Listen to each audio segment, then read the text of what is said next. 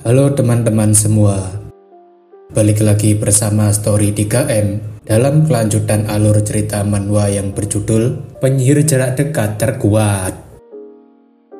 Baiklah, langsung saja kita masuk ke dalam alur ceritanya. Pada chapter sebelumnya, Luin mendapatkan masalah karena pria berambut pirang terus-terusan menghina keluarganya. Pada akhirnya, Luin memukul pria itu karena sudah kelewatan batas menghina keluarga yang tidak ada hubungannya dengan bakatnya dalam hal sihir yang buruk. Tak hanya si rambut pirang, Luin juga menunjukkan kekuatannya dalam pertarungan jarak dekat dengan melawan si gendut yang memiliki ukuran badan lebih besar darinya. Meski berhasil menghajar kedua orang itu, tapi Luin harus menghadapi masalah lain di mana Benfold malah menggunakan sihir penyerangan di luar jam pelajaran. Meski ada Profesor Heidel yang mencoba untuk menghentikannya, tapi semua itu sudah terlambat karena serangan Benfold sudah diarahkan ke Luin. Ketika Luin berpikir jika inilah akhir perjalanannya, ia malah mendapatkan sebuah artefak player di mana status windownya memberitahu jika Luin adalah inkarnasi dari Draka, sang Destroyer of War. Dalam alam bawah sadar itu, Draka sedang menyebut nama Luin Ardell, dan itu membuat Luin terkejut karena Draka bisa tahu namanya.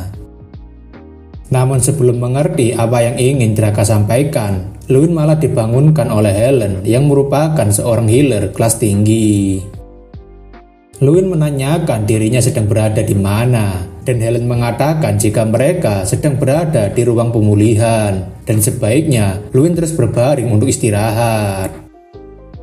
Luin mengatakan jika ia masih kuat untuk duduk seperti ini, meskipun kepalanya masih sedikit pusing, dan Luin berpikir apakah ia barusan pingsan.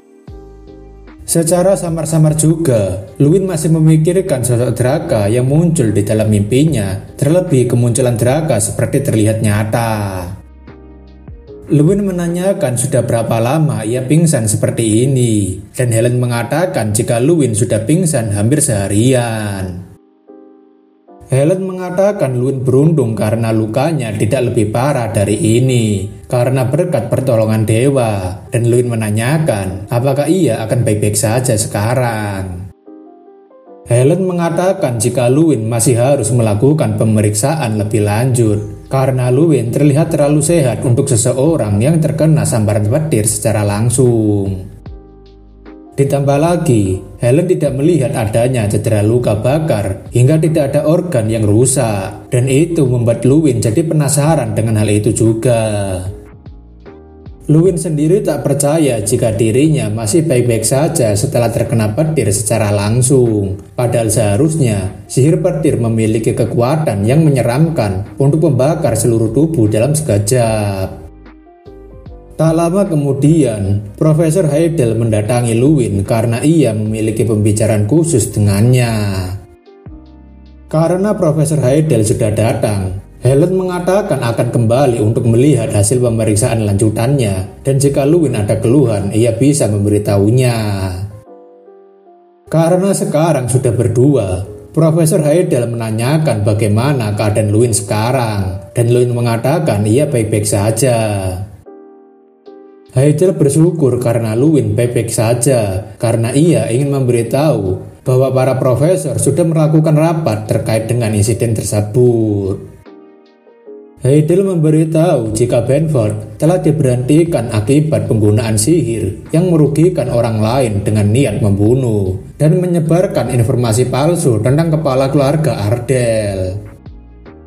Selain itu, Benfold juga terbukti telah melakukan tindakan perundungan dan perlakuan tidak adil pada Luin, sehingga semua tuntutan itu membuatnya harus diberhentikan. Tapi tetap saja, Heidel memberitahu jika Luin juga harus mendapatkan hukuman dengan melakukan layanan sukarela akademi selama 1 bulan karena melakukan penyerangan. Di luar topik soal insiden itu, Heidel sebenarnya juga penasaran dengan Luin dan menanyakan apakah mungkin telah mendapatkan artefak. Luin tentunya terkejut dengan pertanyaan itu karena ia tidak paham yang dimaksud artefak itu. Mungkin jika ia punya, Luwin mengatakan jika dirinya tidak akan dirundung seperti itu. Heidel paham dengan hal itu karena sebuah artefak sangat berharga dan langka, sehingga ia berpikir mungkin kepala keluarga Ardell menggunakannya untuk melindungi keluarganya. Meski begitu, Luwin yang penasaran menanyakan kenapa Profesor Heidel menanyakan soal artefak itu padanya. Heidel mengatakan jika ia sempat melihat adanya cahaya merah yang menyelimuti tubuh Luwin sebelum serangan petir itu menyentuh tubuhnya. Heidel yakin jika cahaya itu keluar dari sebuah artefak perlindungan tingkat tinggi untuk melindungi Luwin. Terlebih cahaya itu bisa memantulkan serangannya Benford.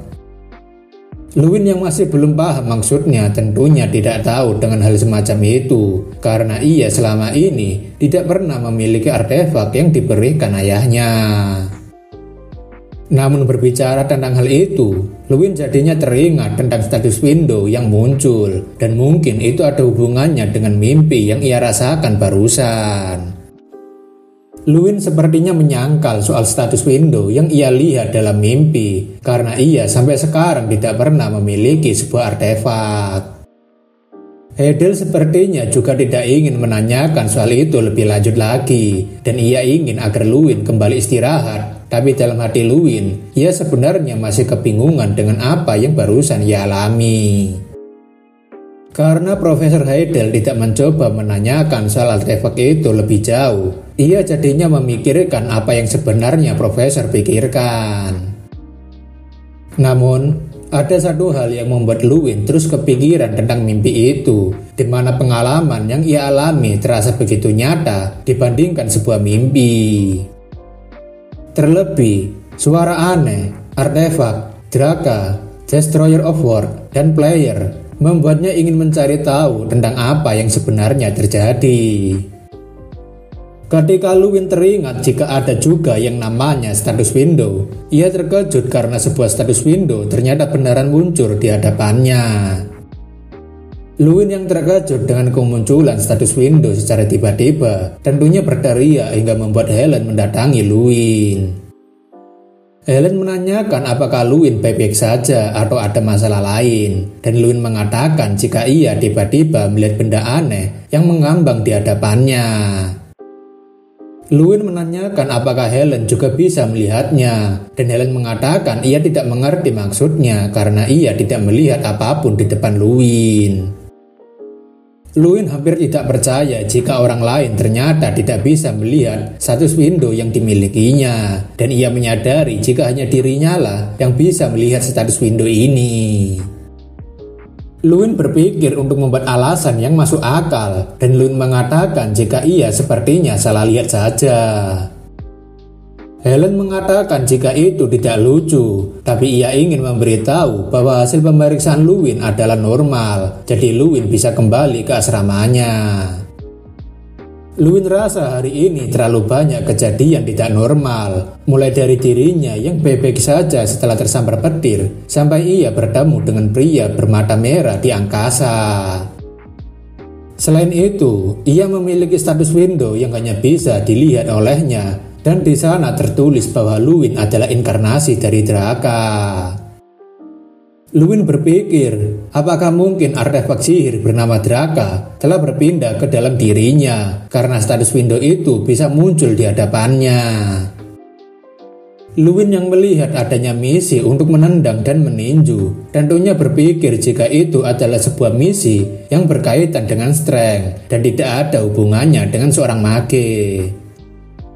Namun, Luwin memutuskan untuk mencobanya saja daripada curiga dengan sesuatu yang sebenarnya sudah tidak masuk akal sedari awal.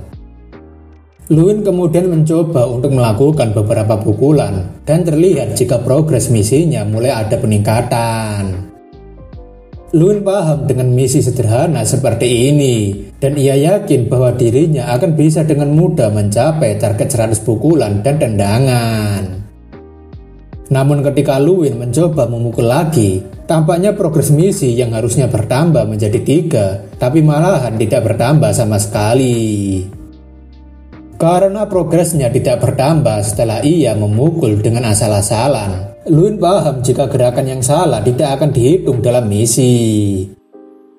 Luwin yang sudah kelihatan kelelahan akhirnya telah menyelesaikan misi 100 pukulan dan 100 tendangan. Terlebih, Luwin jadinya terkejut karena ada sebuah hadiah berupa pemberian skill dan stat strength bertambah 10. Setelah menerima hadiah dari sistem, Luwin merasakan kekuatan yang mengalir di dalam pembuluh darahnya, dan itu adalah sesuatu yang lebih fundamental daripada sebuah mana. Perasaan itu membuat Luwin jadi yakin jika dirinya sekarang telah bertambah kuat. Belum lagi, ia hanya melakukan gerakan dasar seperti memukul dan menendang. Luwin rasa akan sedikit mubazir jika dirinya tidak mengetes pukulannya kali ini, karena ia telah bertambah kuat. Luwin yang mencoba pukulannya kali ini merasa jika pukulannya lebih akurat dan tenaga yang berujung ke magicnya menjadi semakin lebih kuat. Luwin rasa jika kecepatan, ketahanan terhadap udara, dan kekuatan serangannya semuanya pasti telah berubah dibandingkan sebelumnya. Luwin kali ini benar-benar yakin jika tenaga fundamentalnya kini jauh lebih kuat, dan bahkan ia sendiri masih ada satu hadiah lagi yang belum ia coba. Luwin kemudian melihat jika ia mendapatkan skill pasif berupa lingkaran kekuatan yang menggantikan mana dengan strength. Selain itu, seluruh mana circle akan diganti dengan force circle, di mana seluruh magic akan terpengaruh oleh strength player. Karena mananya akan digantikan dengan strength, Luwin mencoba merasakan lagi lingkaran mana yang ada di sekitar jantungnya. Lingkaran mana berperan penting dalam pelepasan dan penguatan mana. Terlebih jumlahnya akan meningkat tergantung pada kedalaman mana dan jumlah mana seorang penyihir.